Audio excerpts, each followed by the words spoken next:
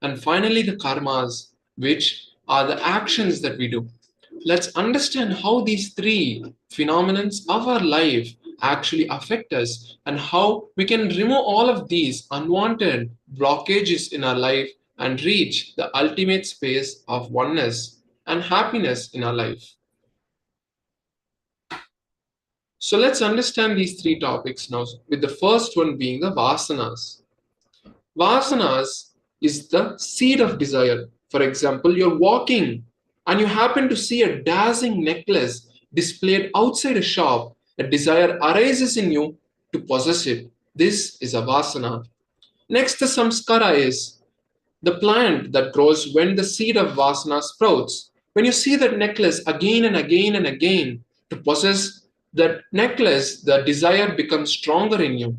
When you feed the desire to possess the necklace, it's like supplying water and nutrition to the vasana. And finally, the karma, which is the final decision where the desire becomes an action itself. This is the karma. The power of desire drives you into finally buying that necklace. That is the action of karma. Now, let us understand from Swamiji about these three beautiful understandings of karma, vasanas, and samskaras. Please be in the space of listening and take down the powerful cognitions that click with you during this session.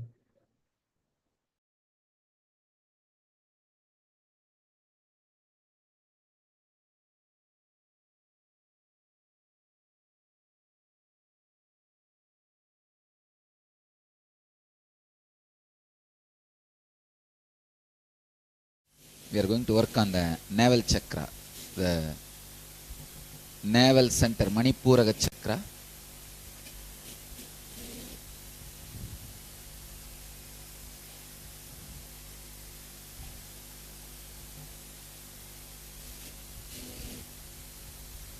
The thought current flow for this chakra is just unnecessary, broken, unidentifiable worries, unidentifiable thought flow.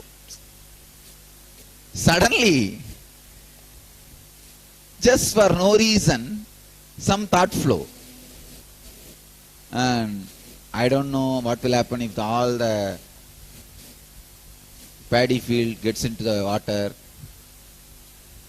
There is no relationship between you and the paddy field getting into the water.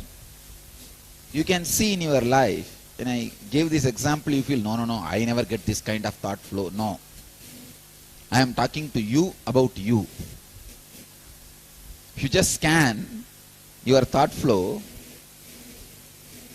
I can say, if we record connecting a software, automatic transcribing software to your thought pattern, at least 60% is Manipuraga chakra.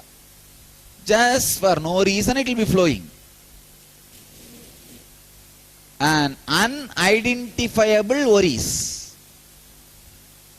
unidentifiable items, no way directly relevant to your life, no way directly relevant to your day-to-day living, nothing. Because it is there, you worry about it. I have seen people just worrying about the neighbor.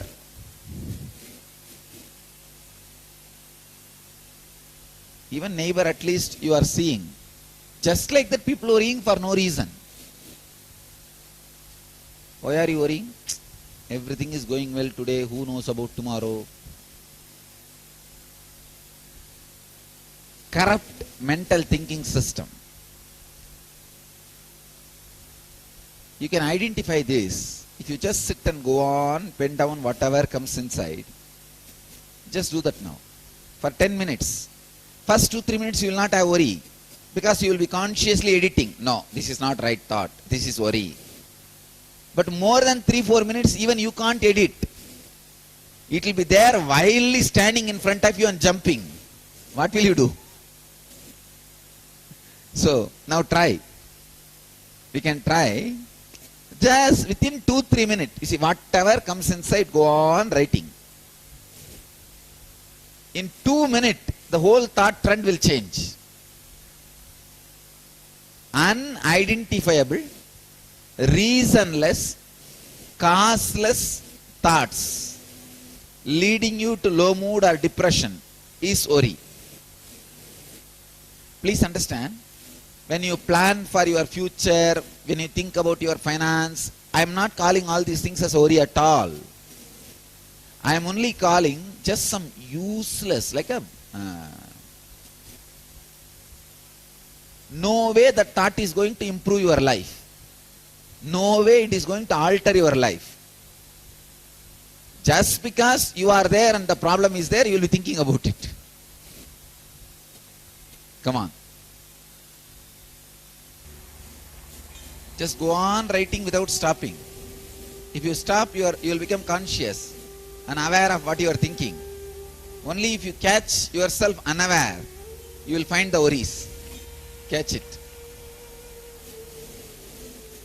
The question, what is the difference between dream and vision? Dream is a moments happening in low consciousness, like a sleeping state. Vision is super consciousness. And Satori, difference between Satori and glimpse. No, write it and send it.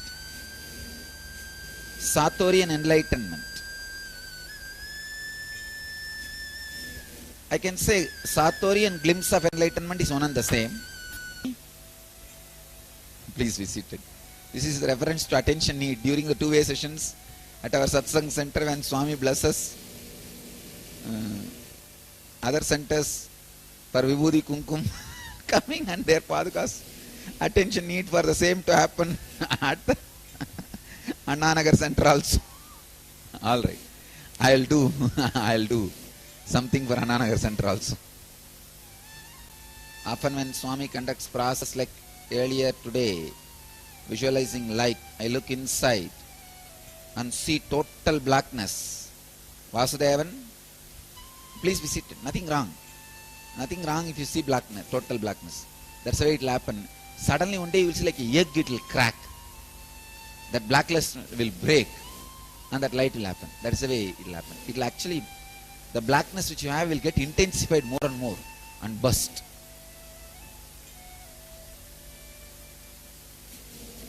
My mind is so busy and running around like a lunatic. That's okay. See, you are not expected, your mind is not expected to settle down just like that. The technique itself to engage your mind only.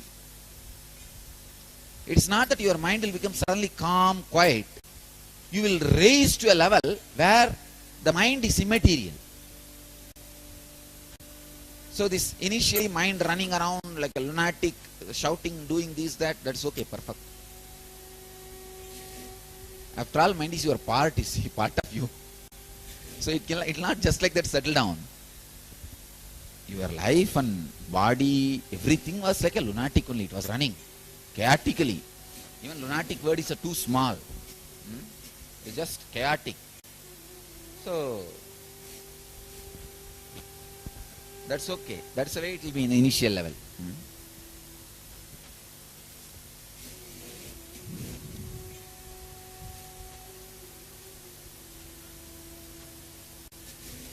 And don't worry, as you say that I ended up in acquiring one after another technique but never immersing and surrendering myself to anyone. No, you can't. I tell you. No intelligent man can practice any technique more than 21 days. Understand? Any technique. It's a law, by law. By the time you will feel that you are becoming dumb and dull by doing the technique. So don't bother about unable to practice technique. Here also I am giving technique not for you to achieve through technique, as an engagement to your mind. Let me give you this example. In Tamil Nadu villages there used to be a ritual called Mayana Surai. After every Shivaratri, there used to be a program enacted in all Indian villages, Tamil Nadu villages especially. Devi will go to the cremation ground and throw puffed rice, all eatables and then get into the cremation ground and kill the demon and come back. The story says she was supposed to kill a demon before sunrise, but the demon had too many ghosts protecting him. When she went there, cremation ground, the war field, she saw millions of ghosts are there protecting the demon. She can't kill all these ghosts and reach demon by tomorrow morning before sunrise. The ghosts have the habit of picking up and eating from the ground. Even if you give in the hand, they will not eat. But you throw it away, they will run after that food and pick up and eat. So she threw the eatables, puffed rice all over. All the ghosts are busy eating, picking up and eating without leaving the security job. She straight went and killed the demon and came back. Here, your ego is the demon. And all the thoughts you are having is the ghost. The technique I am giving is the puffed rice. When I throw this puffed rice technique, your thoughts will be too busy there. I'll go and destroy the demon and come out. That's all. I'll just get inside, kill the ego, the demon, and come out. So technique itself is no way going to enlighten you. It is just entertainment for your thoughts and mind when I do my work. It's diverting the attention of your security who is not allowing me inside you. So don't bother. Techniques are just for you to struggle, not for you to become successful. Understand the purpose of technique. Technique is for you to struggle so that the presence can do its real job.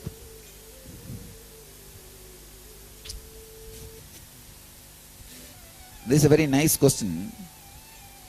How does one surrender to a master and not turn that into an egoistic act of surrender?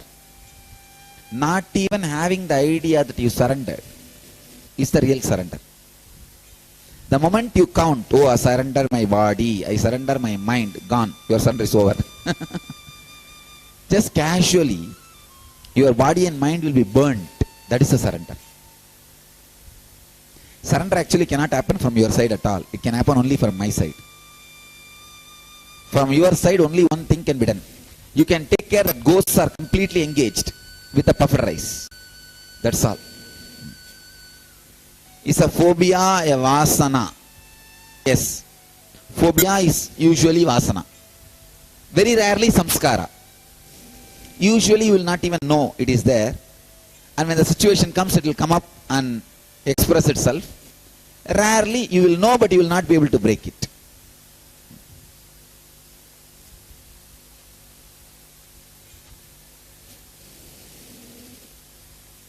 I have a very funny way of removing allergies and phobias. If somebody is allergic for the nuts or chili and all, I'll give exactly that only. Just like that they will come out. Anybody allergic to anything? I challenge actually. But chana dal. Tonight, ma, tell the kitchen to prepare a little chana dal, ma. Get it. I'll see that completely she becomes alright. Anybody allergic to anything, tonight bring that object. That's all. In the darshan. Yes. All right. Actually, and this allergy thing, any allergy you just get it. Even if your kids are allergic to something, bring them and I'll just energize the same object and give. That vasana will leave the system. I am actually allergy specialist. Allergy, coma, all these things are our area.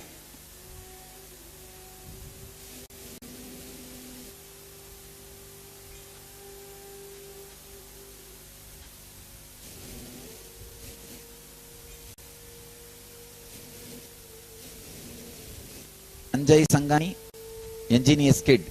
Any of your child? She says nut allergy. In the evening when she comes for darshan, please bring nuts. I'll remove it.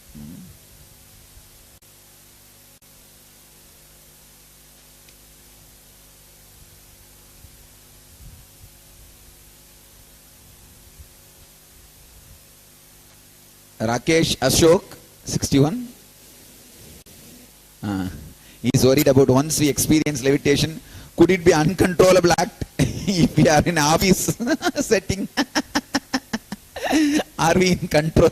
Don't worry, you'll be able to control. People ask me, in bathroom if I start levitating, what will happen? Don't worry, it will be controlled only. Actually, only when you sit and unclutch, it will start happening.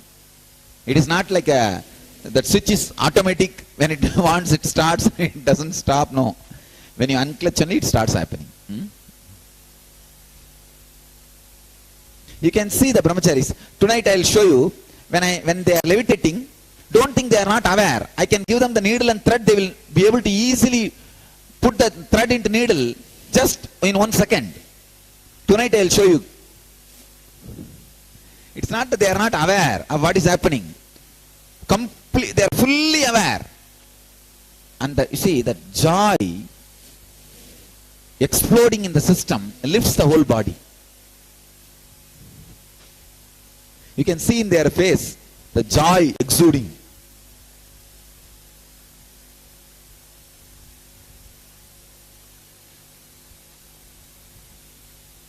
Ravi, please be seated. Little attention from me is okay.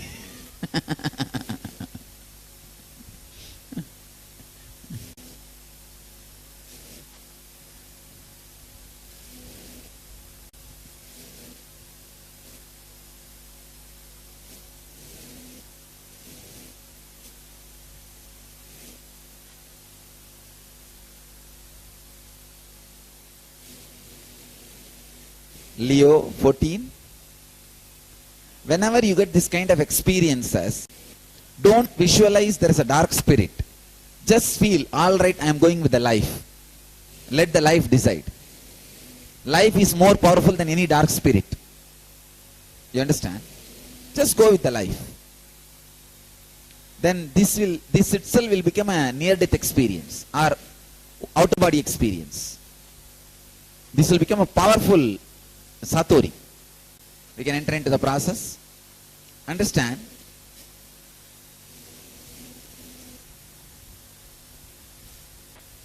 Navel center is the center for the thought current of worrying. Causeless, unidentifiable thoughts erupting, leading you to low mood and depression like poison. Visualize your whole stomach is filled with poison. If you feel the stomach is filled with poison, what will you do? You will try to vomit. In that same force, in the same speed, try to create intense sounds which does not make any meaning. Talk in the language you don't understand or you don't know. If you know only Tamil and English, talk in Chinese and Japanese. Just some sound, but intensely, with the mood of vomiting. But feel you are vomiting the poison of worrying, the habit of worrying, the unconsciousness of worrying. This will prepare your whole system. Sit in Vajrasana or stand. Even standing is okay.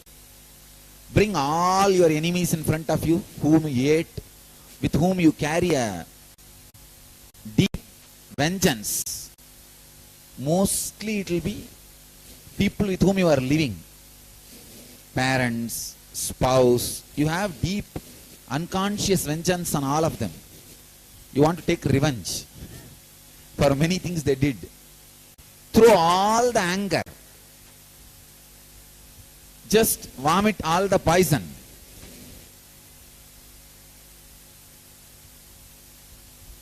Intensely, without giving a break. If you give a gap, break, you will start thinking consciously. Don't think consciously. Just throw all the unconscious tantrum out. You can literally fight with whoever you want. Only thing, you can't touch anybody who is near you. You can't beat or touch, harm anybody who is around you. Please spread all over the hall.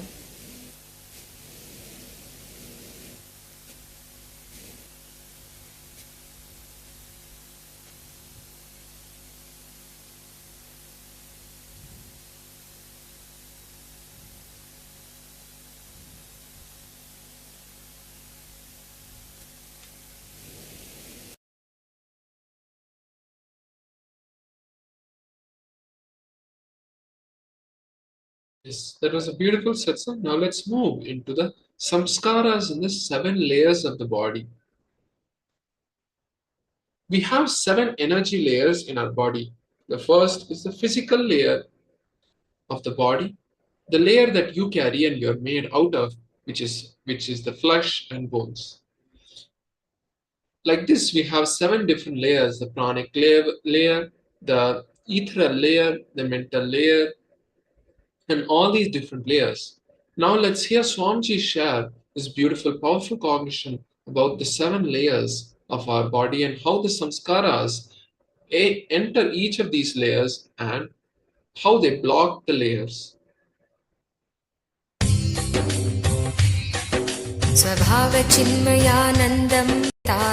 Layers. I think you can show the 7 layers once more. Maybe for the people who have come inside newly, for them, the TV, how they say that, headlines once more. Once more the headlines. The physical layer, the body out, the physical body is the first layer. The prana movements is second layer. The inner chattering is third layer. Emotions are fourth layer. The deep sleep, what you experience during deep sleep, that silence is fifth layer. In the deep meditation, what you experience, that joy, that intense, vibrant silence is sixth layer. Enlightenment is seventh layer. In the deep sleep, it will be graveyard silence, negative silence. In meditation, it will be intense silence. There is a big difference. When you fall asleep and come back, you will not become more intelligent. But when you fall into meditation and come back, you will be more intelligent. And you will be more blissful. When you fall asleep and come back, you may be fresh, a little relaxed, but you will not be more blissful. But when you fall into meditation and come back, that silence is called intense silence, live, vibrant silence. So,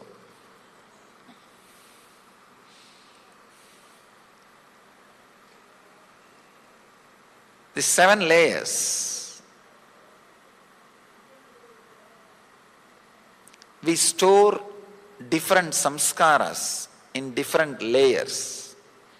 Usually the samskaras related to desire are stored in the prana, the breathing. And the samskaras related to chronic fatigue or tiredness is stored in the body, the physical body. That is why 2-3 times you try to do some exercise, workout or even walking. First thing body will bring out is tiredness. But without bothering about that first level samskaras which are raising, if you enter into it, suddenly you will see that same action brings energy out of you. If you start walking, in 2 minutes your mind will suggest 10 times, I am tired. No, it is too much, enough. We did, today it is okay, tomorrow we can do. It will try its best. But if you don't bother about that samskaras and just go ahead, in few minutes the same action will bring energy. Chronic fatigue means a deep feeling to be in inaction, to be in rest, or non-moving or not moving is stored in the physical body. I always tell people, karma palatyaga, not karma tyaga. The results of the action should be surrendered, not the action itself. Karma tyaga is very easy. That is where the whole spirituality has ended.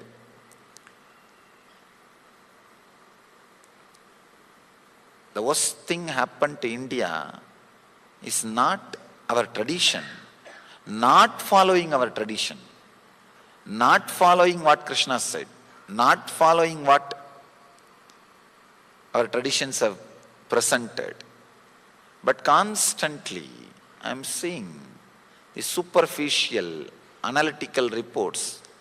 These fellows go on abusing. The other day I was reading an article.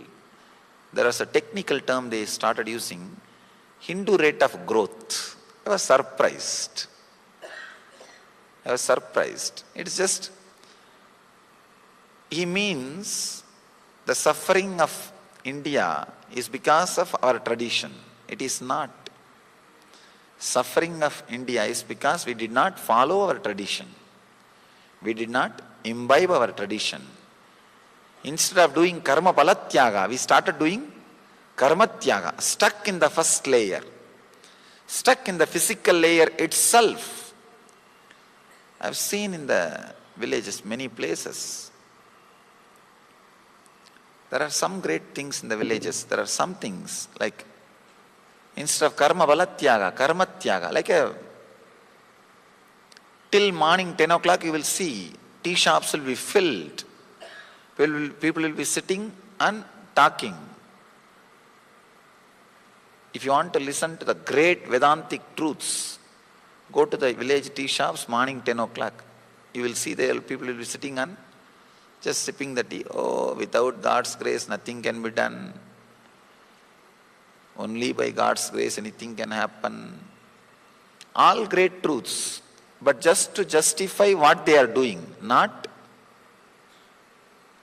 to internalize. Karma palatyaga is supposed to be the truth, but the karma tyaga starts happening if you are stuck in the physical layer. The chronic fatigue or intense craving for the rest. I have seen people understand this intense craving for the rest brings diseases which will put you in the bed. Intense craving for disease, craving for the rest. Actually, if you see any advertisement for resorts, beach resorts especially, if you see a photograph, beautiful beach,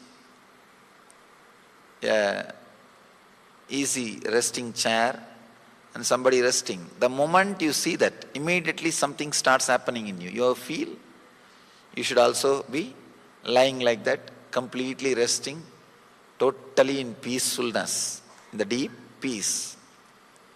The moment you see that, something in you is awakened. That's what I call intense craving for tamas. Understand? If you really find out the same beach, same chair and lie down, you will not have that same peace which you visualized. Till you exhaust the tamas engrams, lethargic engrams you carry in the physical layer, you cannot rest. Your desire for rest will not let you rest. Please understand. How can you say, Swamiji, my desire for rest will as naturally as to let me rest? No, it won't. Because it is from engrams. It is from samskara. Even if you find out the same beach, same chair, same bench, same place, try to lie down. The moment you rest, the moment you started resting, in few minutes this samskara will settle down, the next layer samskara will start. Even the decision to rest, if it is based on samskara, you cannot rest. First layer samskara is intense desire for rest. Continuously you will see your mind is pulled back. There is a very beautiful story in Upanishad. Disciple goes to the master and asks, Master, give me the method for enlightenment. Master says, very wonderful story. He says, Just take these 400 cows, and when they become 1000 cows, come back. The modern day disciple would have said, what, you are making 600 cows out of my enlightenment. You are trying to make more cows out of my seeking. But he's really sincere disciple. He did not bother about it. He just took the cows, and the story says, when the cows have become 1000, when he came back, Master says, not only he became enlightened, he says, now we have 1001 cows. In Vedic tradition, cows are highly respected as a sacred thing. He says, this guy is also now raised to that level, sacred, the level of sanctity. Actual thing what happened is, continuously when you work with cows, they cannot let you rest, and they don't know you are working 24 hours. They don't know there is nobody else to replace you. They don't know that today is holiday. They don't know, but one person can work only 8-hour shift. They do not have all these problems. They will constantly demand your attention. This guy, by working continuously with them, the deep desire for rest has disappeared. I can say, the deep desire for vacation or the deep desire for rest, the chronic fatigue, if it leaves your system, 90% of your spiritual journey is over. That is the first worst problem. First layer samskara. The second, in the prana sarira, in the pranic layer, you store all the desires. That is why whenever your desires are changing, suddenly you will see the breathing pattern will change. If you are caught by strong desires, like a lust or anger, even anger is a kind of a desire. Strong desires, your breathing pattern will change. It will be chaotic. The third layer, mental layer. See, the pranic layer, second layer, you store your thoughts about how your life should be. In the mental layer, you store your engrams about how your life shouldn't have been. Means guilt. If your energy moves towards the future, it is desire. If your energy moves towards the past, and continuously it is rotating only about the past, it is called guilt. If it is flowing continuously towards the future, it is desire. If it is flowing continuously towards the past, it is guilt. Different ways of moving. The mental layer, the third layer, you store the engrams related to guilt. The fourth layer, in emotions, you store all the visualizations related to pain. Understand, the fourth layer is very powerful layer. In the fourth layer, you don't need any action or information to strengthen the engrams. In the first two layers, you need action to strengthen your engrams. Means the tiredness or the desire for vacation. The more you give the vacation, the more the desire will be strengthened. Same way, other desires, the more you enter into action based on those desires, the more the engrams will become strong. The third layer, guilt related engrams. You don't need to do the same action, but just the information about that action. Means, if you have seen the same place, or if you are seeing the same person, if you are seeing the same situations, immediately that engrams will become strong and it will be awakened. But in the fourth layer, pain engrams. First layer, chronic fatigue, lethargy engrams. Second, desires. Third, guilt. Fourth, pain. The pain layer, Neither you need action, means you don't have to have the same pain again and again, nor you need information related to pain. You don't even need to receive informations related to pain. Just the engrams are enough, they can multiply, they can expand, they can multiply. The deeper layers, the fifth layer, the layer you experience, the deep sleep, there, even though engrams are there, you cannot do anything about it, because in the deep sleep, your mind cannot do anything. It's an unconscious layer. In the first four layer, if you can reduce the depth of the engrams, samskaras, naturally the fifth layer and sixth layer will be cleansed. Fifth layer will be cleansed if you clean all the first four layers. If the fifth layer is cleansed, you will start experiencing sixth layer more and more. Sixth layer, meditation layer. Fifth layer is deep sleep layer. Sixth layer is meditation layer. If you are getting into the deep sleep layer more easily, it means the first four layers are clean. If the first four layers are not clean, then you will suffer more in the fifth layer. That is why the more stress and load, so much of suffering related to sleep starts happening in the life. Sleep has become a big problem. Now, especially in the developed countries, I am seeing they are able to get beds but not sleep. Their infrastructure has created the facility to have beds and different temperature, different comfort, so many things, but not sleep, because too much stress. Not only that, if these four layer engrams are too much, in the fifth layer, the relationship between you and your body gets disconnected. I always tell people, reducing the engrams in the first four layer is making friends with your body.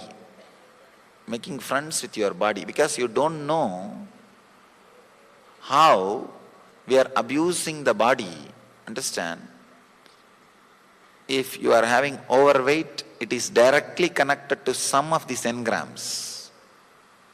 When you feel emptiness inside, lonely, you start feeling it.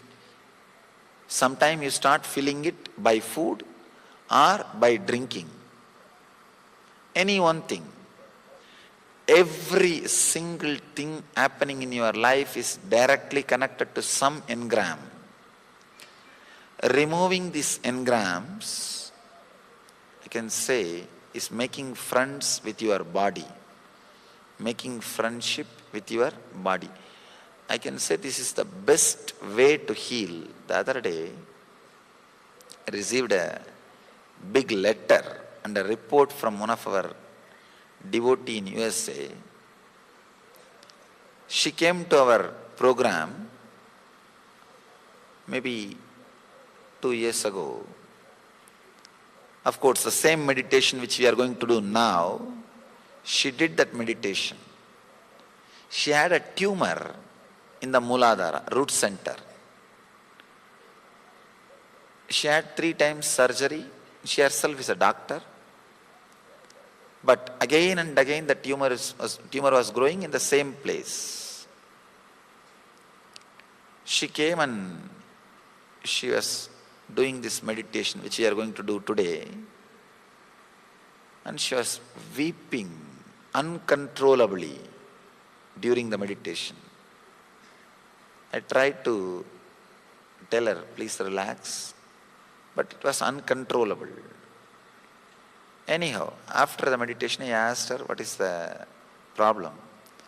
She said that I suddenly again relived the guilt, the young age she has been abused by some of the close relative, some physical abusing, maybe sexual abuse.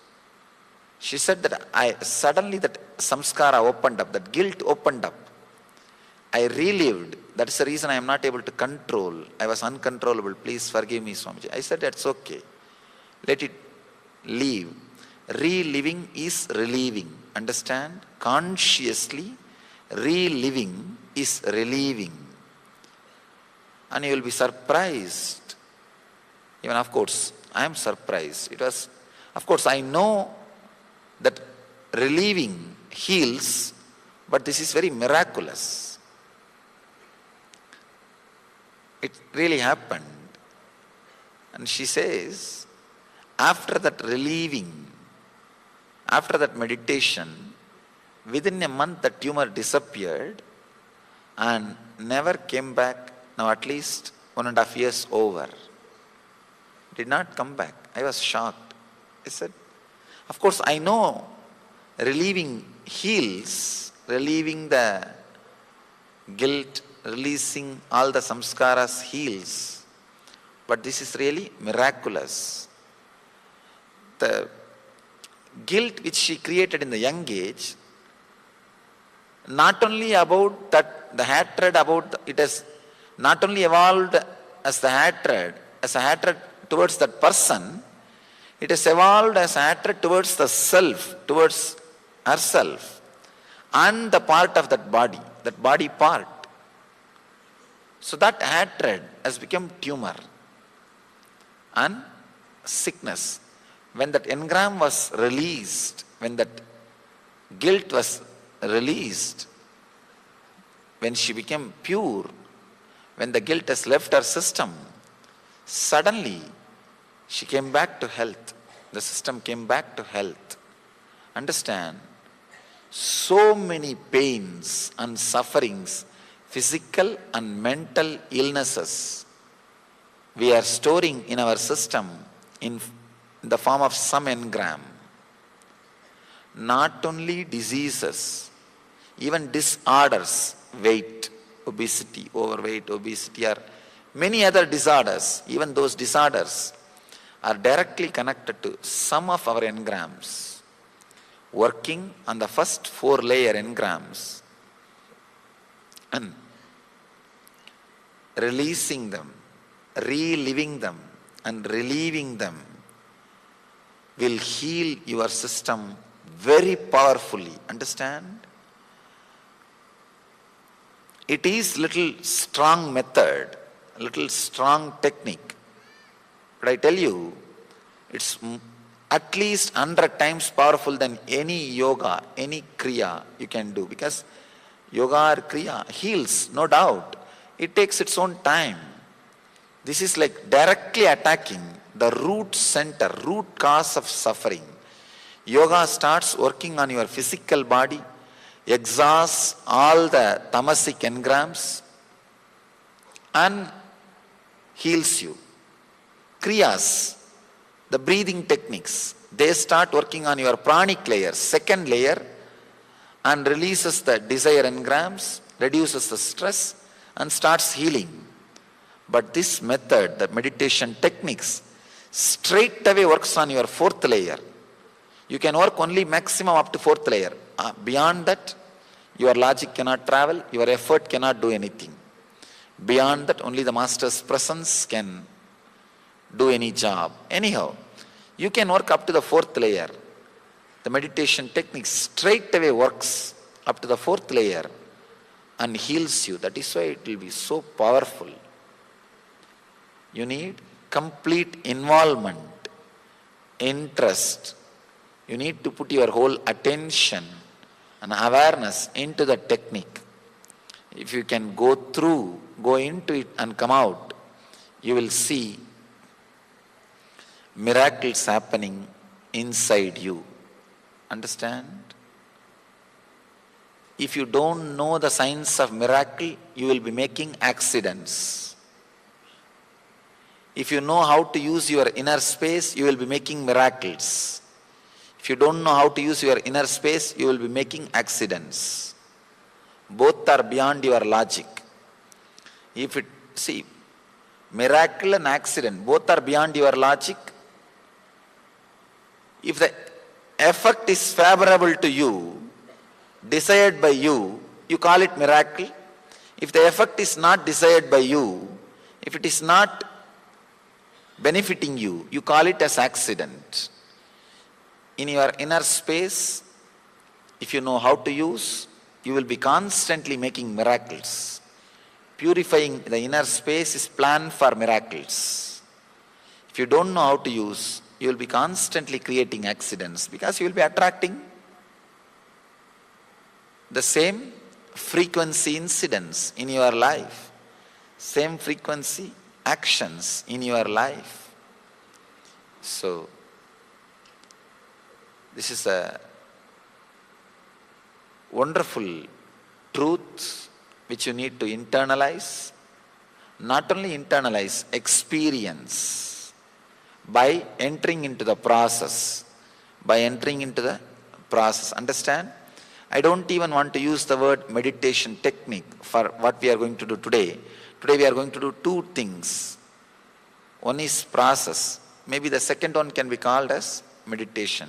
The first one cannot be called as meditation because it's more like reliving, going into all the things about which you are afraid, all the things which frightens you, facing them, living them, reliving them. I call this as reliving. Reliving is relieving, and we will enter into meditation technique. Very powerful technique which you can carry and practice in your home every day. Can anybody become the master, or he is the chosen one? Nobody else needs to choose you. You need to choose you, that's all. Understand, fortunately, masters are not chosen democratic way. Nobody need to vote for you. All you need to do is, you need to vote for you, that's all. You need to choose you. Nobody else need to choose you. Just decide consciously, from today, I am going to live the reality, the truth of my being. That is the decision. You have become master, that's all. I always tell people, when I say I became enlightened on a particular day, do not think something has happened in my system. Of course, something has happened, but that is not the actual main thing I want to convey. First thing, what happened? Very consciously I decided, let me live my enlightenment. Because I decided as a after effect, as a side effect, something has started happening in my body and mind. But people are always thinking, first that experience should happen, then you will decide. No. First the decision has to happen, then experience happens. So nobody else needs to choose you. Just you choose yourself. That is the best thing. Fortunately, there is no election for choosing the masters. In yesterday's meditation, I felt strong concentration between the eyebrows and vibration in the spine. Is this normal? Yes. Wonderful. You really had a good meditation. Vibration in the spine means the part of the Kundalini energy gets awakened. That is good experience. Somebody has written a question in Tamil. I may not be able to answer that, so I'll answer the other questions.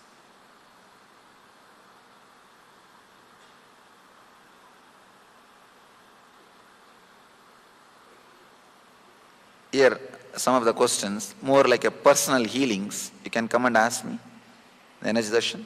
I am answering the questions which are directly related to the subject I have spoken.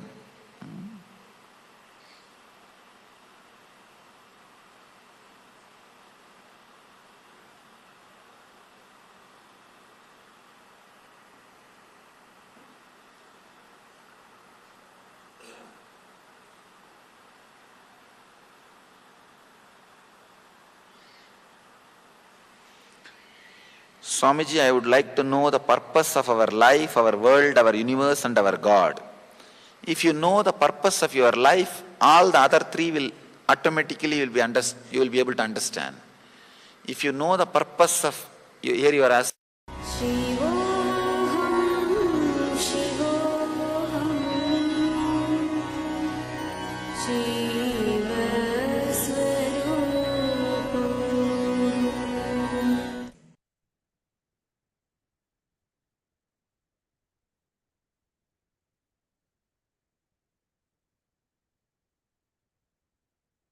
Yes. So Nithyanandam, as you have seen how the Bhagavan has him beautifully described the samskara in the 7 layers of the body. So with this, now we'll be moving into the powerful exercise of this, where you'll be doing the internalization exercise.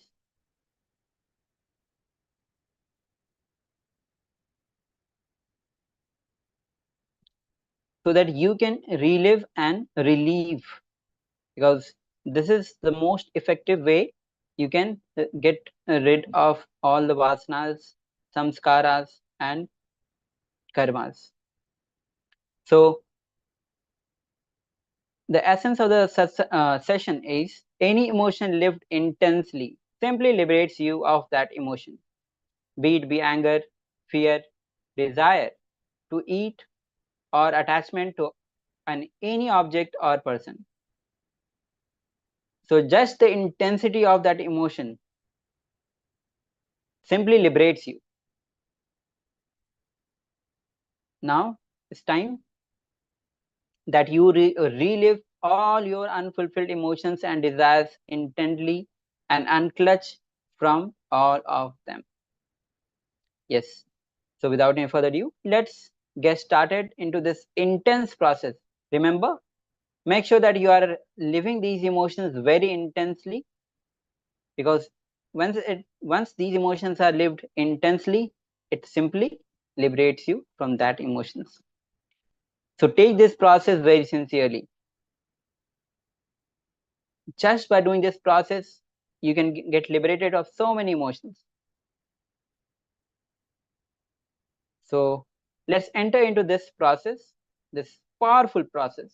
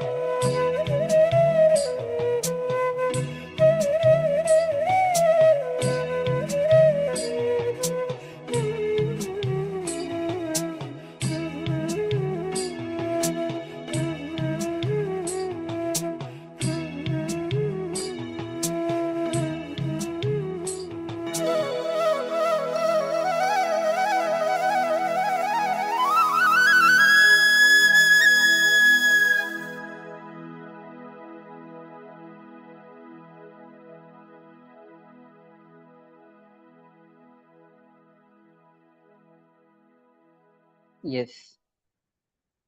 So now, after you have completed this powerful process to relive all your unfulfilled emotions and desires and unclutch from them.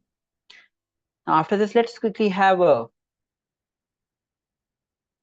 darshan, which is going to transform after this intense process. Having the darshan of the Supreme Pontiff of Hinduism will have deep lasting effect on your system.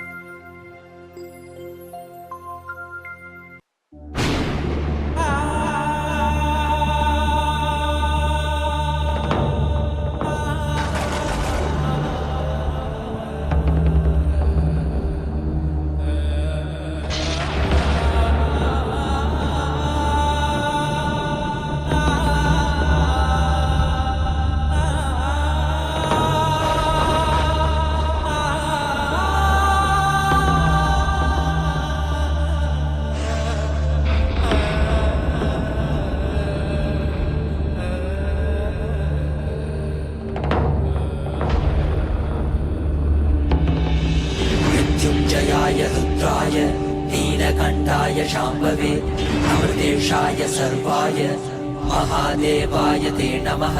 मृत्युञ्जयाय रुद्राय नीलकण्ठाय शाम्भवे अमृतेशाय सर्वाय महादेवाय ते नमः।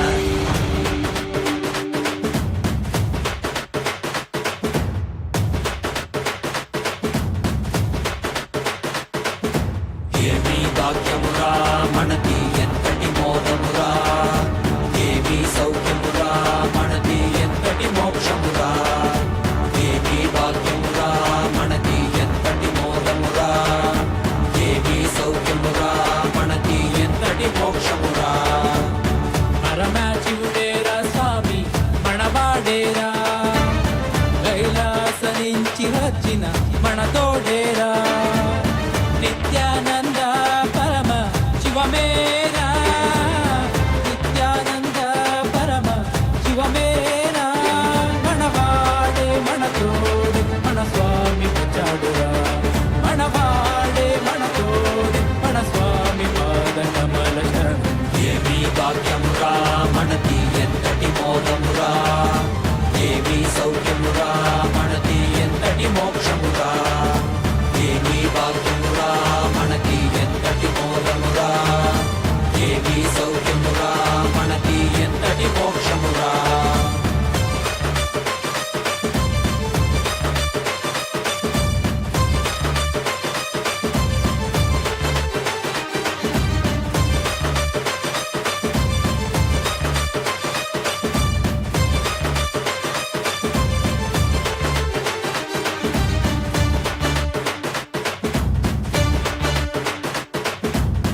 ఎంతటి కష్టమైనా మనకి స్వామిని తలవరా, ఏమీ లేకున్నా నీకు స్వామి ఉన్నాడురా, ఎంతటి కష్టమైనా మనకి స్వామిని తలవరా, ఏమీ లేకున్నా నీకు స్వామి ఉన్నాడురా, దర్శనమిచ్చాడురా స్వామి దివిలోనికెళ్ళామురా, దివ్య శరీర స్వామి మన భాగ్య విధాతరా, దర్శనమిచ్చాడురా స్వామి దివిలోనికెళ్ళామురా, దివ్య శరీర స్వామి మన భాగ్య విధాతరా, మనవాడేరా మన తోడేరా దర్శనమిచ్చాడురా, మనవాడేరా మన తోడేరా స్వామి పాద కమల శరణం। దేవి భాగ్యమురా మనకి ఎంతటి మోదమురా, దేవి సౌఖ్యమురా మనకి ఎంతటి మోక్షమురా, దేవి భాగ్యమురా మనకి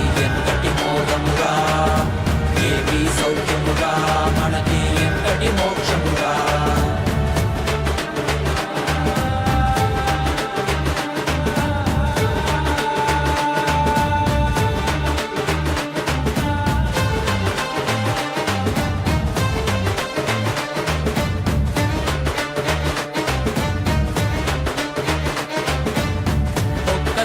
తలుపుతోటి స్వామి శక్తి ఇచ్చాడురా భూమిలోని అంతరికి శక్తి ఇచ్చాడురా ఒక్క తలుపుతోటి స్వామి శక్తి ఇచ్చాడురా భూమిలోని అంతరికి శక్తి ఇచ్చాడురా మనకి శక్తినిచ్చి మనతో అందరికీ ఇచ్చాడురా స్వామి దీక్షతో పుట్టివాడు చూసేనురా మనకి శక్తినిచ్చి మనతో అందరికీ ఇచ్చాడురా మన స్వామి దీక్షతో పుట్టివాడు చూసేనురా ప్రపంచమంతా సంతోషమే పరాశక్తి ఆవిష్కరణమే ఏమీ భాగ్యమురా మనకి ఎంతటి మోదమురా ఏమీ సౌఖ్యమురా మనకి ఎంతటి మోక్షమురా ఏమీ భాగ్యమురా మనకి ఎంతటి మోదమురా ఏమీ సౌఖ్యమురా మనకి ఎంతటి మోక్షమురా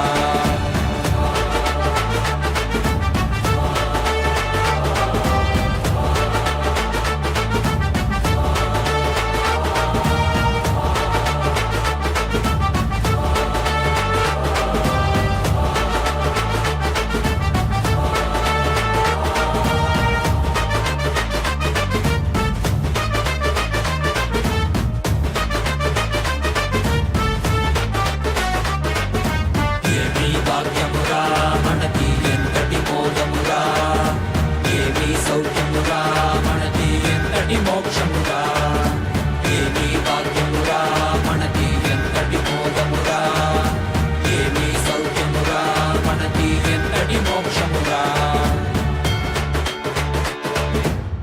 కైలాస దేశ స్వామి భూమిపైన కైలాసరా ఇక్కడ భూమిలో జనులు చైతన్యుడురా కైలాస దేశ స్వామి భూమిపైన కైలాసరా ఇక్కడ భూమిలో జనులు చైతన్యుడురా మెలుకోండి మెలుకోండి దివ్య శరీరలు కండి మన స్వామి కృపతో మనము పరమశివాండి మనవాడేరా మన తోడేరా మన స్వామి పాదం మన శరణం ఏమీ భాగ్యమురా మనకి ఎంతటి మోదమురా ఏమీ సౌఖ్యమురా మనకి ఎంతటి మోక్షమురా ఏమీ భాగ్యమురా మనకి ఎంతటి మోదమురా ఏమీ సౌఖ్యమురా మనకి ఎంతటి మోక్షమురా ఏమీ భాగ్యమురా మనకి ఎంతటి మోదమురా ఏమీ సౌఖ్యమురా మనకి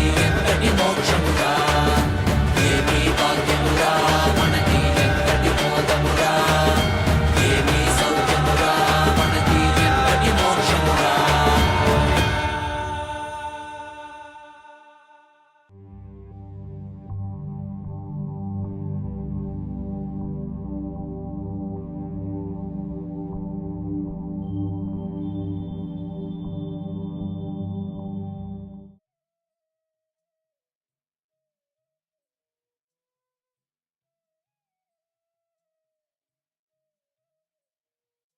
So, after this powerful darshan, now let's move into the power manifestation session, where we'll be manifesting the power of Laghima, reducing the weight of an object away from you. Yes. So now let's enter into the Sas Pramana on Ashtamaha Siddhi. Death is eaten by him, he is eaten by none. He manifests the highest powers such as Anima, Laghima, Mahima, etc. The Vayu, wind energy, moves equally throughout his body. The juice of his body also are increased, which is Rasa Vriddhi.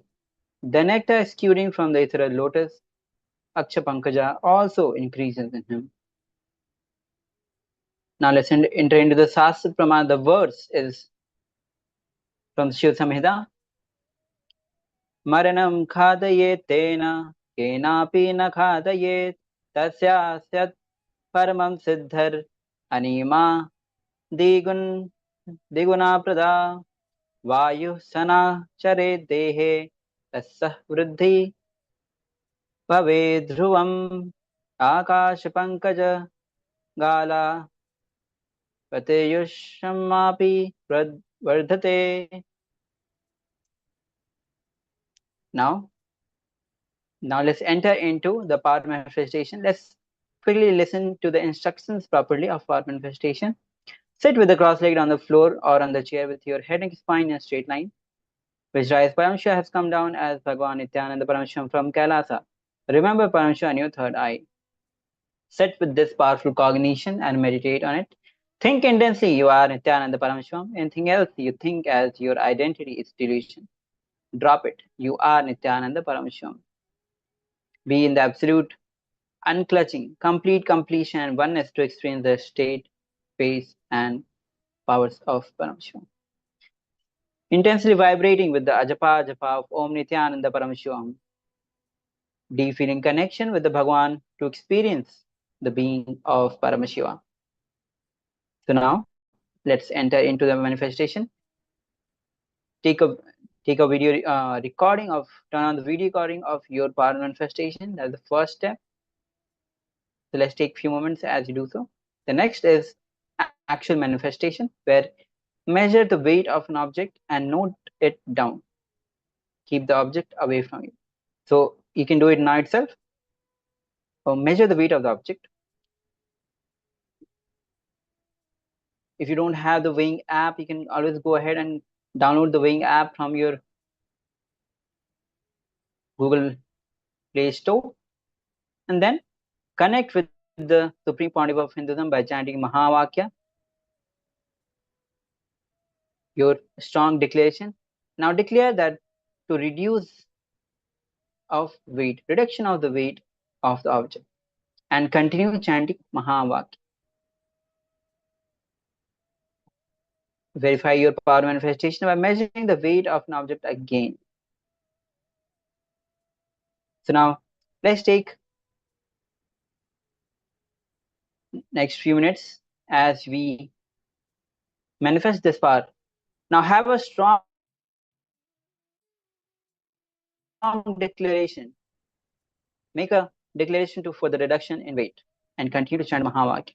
Let's take few minutes for this.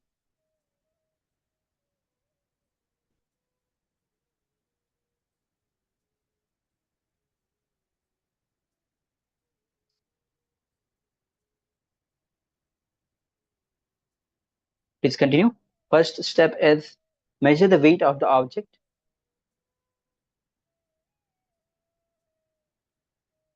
And then connect with the Supreme Pontiff of Hinduism.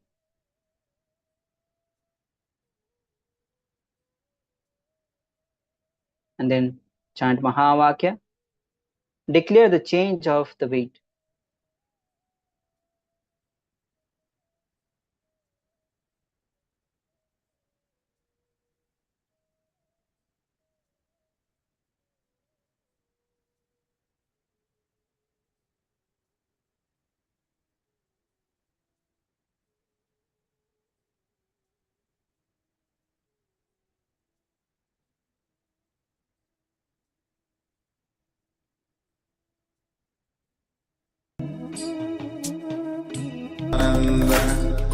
Paramashivoham.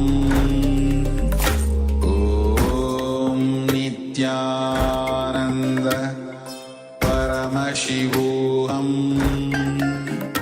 Om Nithyananda Paramashivoham. Om Nithyananda Paramashivoham. Nithyananda Paramashivoham. Om Nithyananda Paramashivoham. Om Nithyananda Paramashivoham. Om Nithyananda Paramashivoham. Om Nithyananda Paramashivoham. Om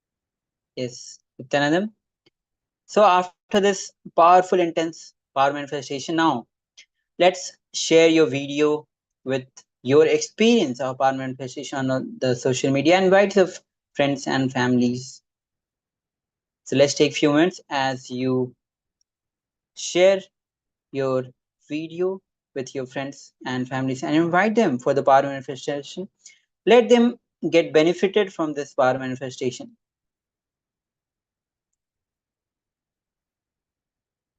So now with this, we'll be moving on to the next session, which is the types of karma.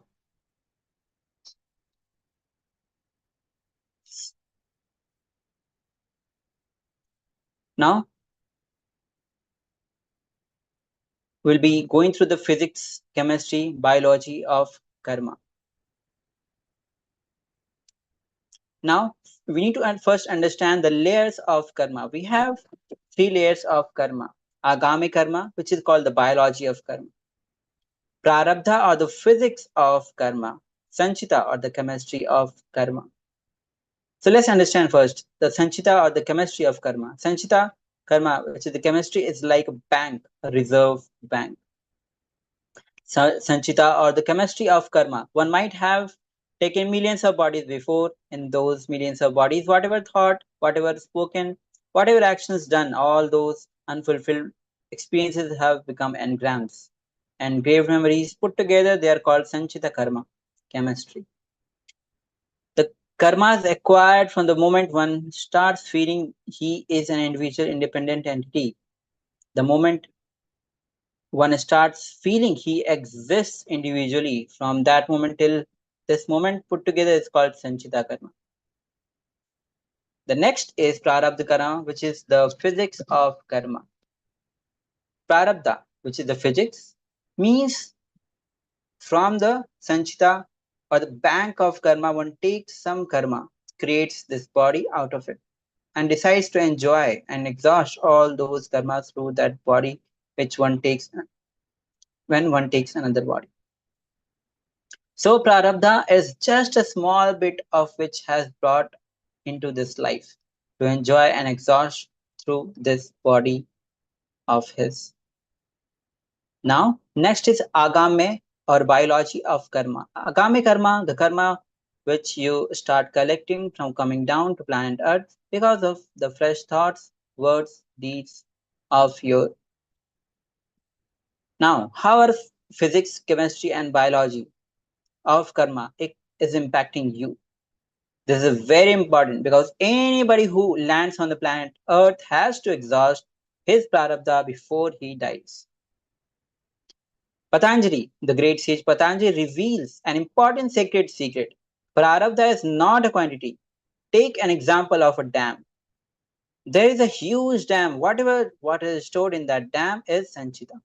Prarabdha is not whatever water is getting released from that dam for irrigation. If you think of a river as a flow of life, all the water stored as agamya, we may think the water released from the storage of life from the time being is prarabdha. But Patanjali reveals an important technique, sacred secret.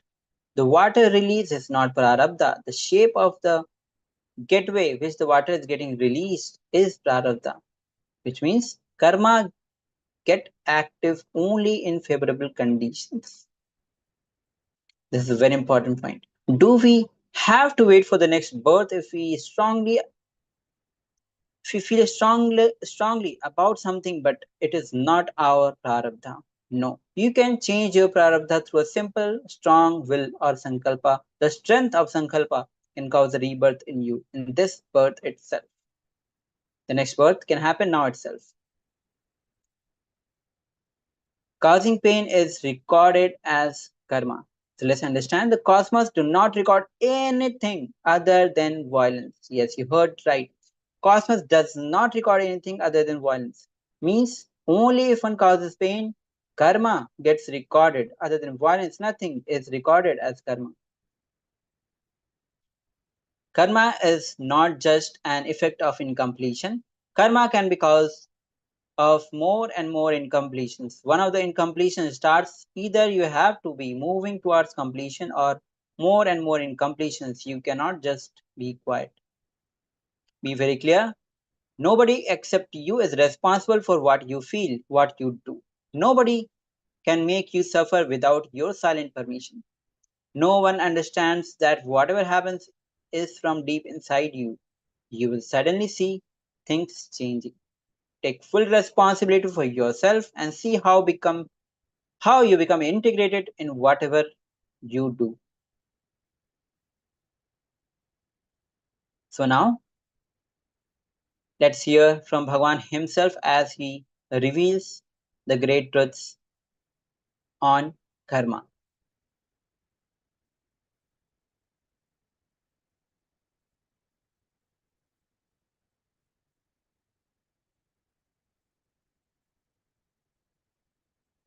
What are different types of karma? Listen. The thought pattern which you don't enjoy, which you already feel it is outdated, and which is constantly suffocating you, shrinking you, is sanjita karma. And the thought pattern in which you feel you are stuck, but you are able to cause few things as your reality in your life, that is agamya karma. But because you want to cause one or two things in your life as reality, the thought pattern you accept brings untold, unimagined, unexpected bondages, side effects, after effects in your life. That is called agamya. Listen. Husband is a person who stands by you during all the troubles, tortures, sufferings, pains, which will not be there in your life if he is not there. That is the definition of agamya karma. You try to cause your reality in one dimension of your life, and you accept certain thought current, thought pattern into your lifestyle, which causes multiple other suffocations and bondages. Unimagined, unexpected, untold, unbriefed. Understand? Just because you want to own a home, sometimes you get stuck in the home for next 40 years paying your bank home loan.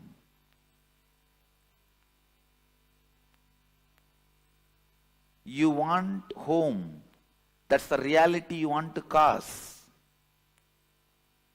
But when you cause that reality, the thought current you accept and assume on you, the responsibility you bring upon you, can suffocate and bind you in unimagined, unexpected, untold, unseen multiple ways. This is the example for agamya. Prarabdha means not ready to allow either the outdated, suffocating thought pattern or the thought pattern which causes your reality partially, deciding boldly to go on renouncing any thought current, thought pattern,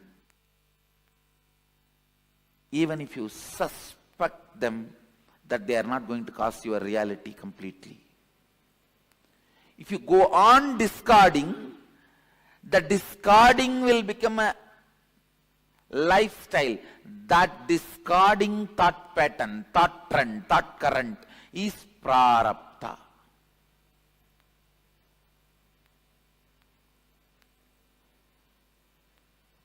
Means only exhausting. No more accumulation.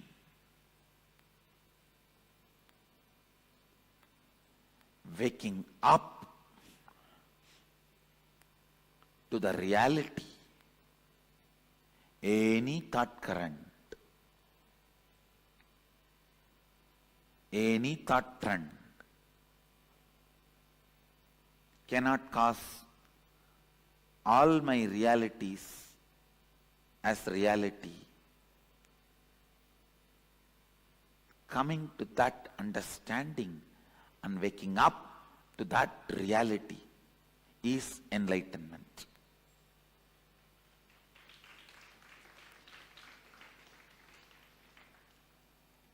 Not ready to be stuck in any thought current is the liberated thinking current. Not ready to revere, honor any thought current is liberated thinking current.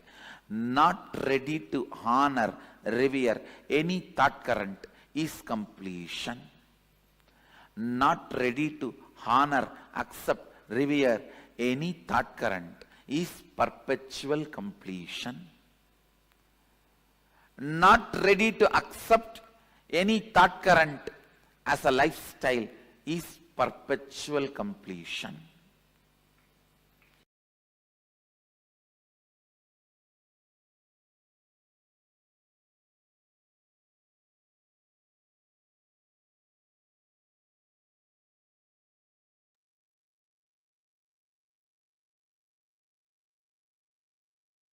Yes. So now, after this revelations from Bhagwan on karma, let's jump into the internalization exercise where you'll be performing to analyze in your life, internalize these powerful great truths. When you stop blaming others, when you understand that you are responsible for everything, you'll become more and more aware of everything, every action, every thought of yourself. That awareness is enough. You will act intelligently. In this, we have exercise. Look in to see how you are being giving silent permission for your misery. For example, frustration, not clearing planning, not communicating, being alone, avoiding feedback, confused. Like this, go on penning down, look in to see how you have been giving pain, giving silent permission to your miseries. So let's take next 11 minutes for this.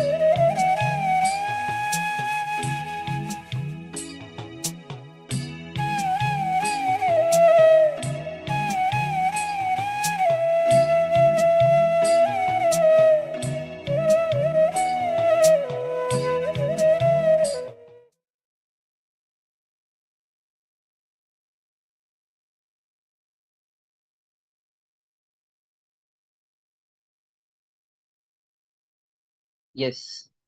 So now, after this intense process, when you stop blaming others, you understand that you are responsible for everything. I hope all of you have done this exercise very sincerely,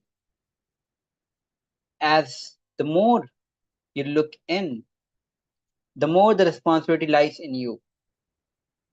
You stop blaming others, and all the responsibilities lies on you. So now, with this internalization exercise, the powerful click will happen. Let's enter into the power manifestation round. With each powerful click to happen, after this internalization exercise, great truths which is getting revealed, let's manifest the powers of Paramashiva, reducing the weight of an object on your partner palms. Let's go through the Sas Pramana on Ashtamaha Death is eaten by him. He is eaten by none. He manifests the highest power of anima, lahima, mahima, etc. The Vayu, the wind energy, moves equally throughout his body. The juice of his body also increases, rasavritti.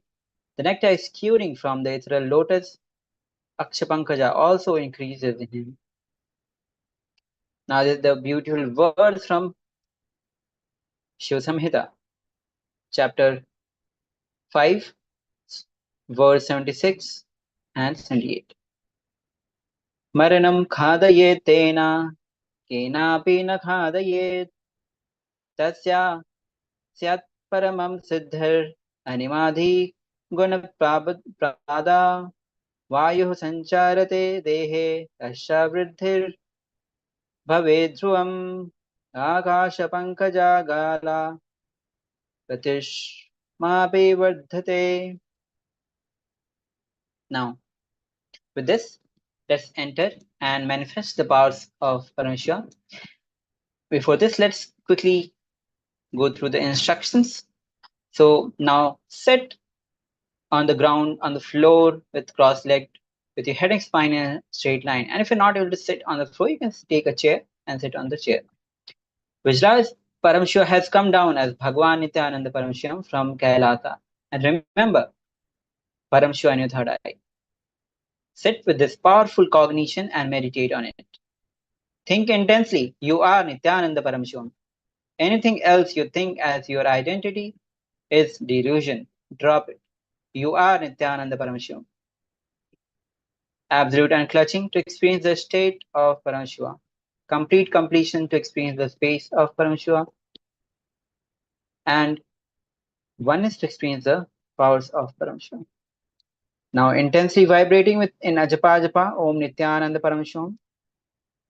Feeling deep connection with Bhagwan to experience the being of Paramashiva.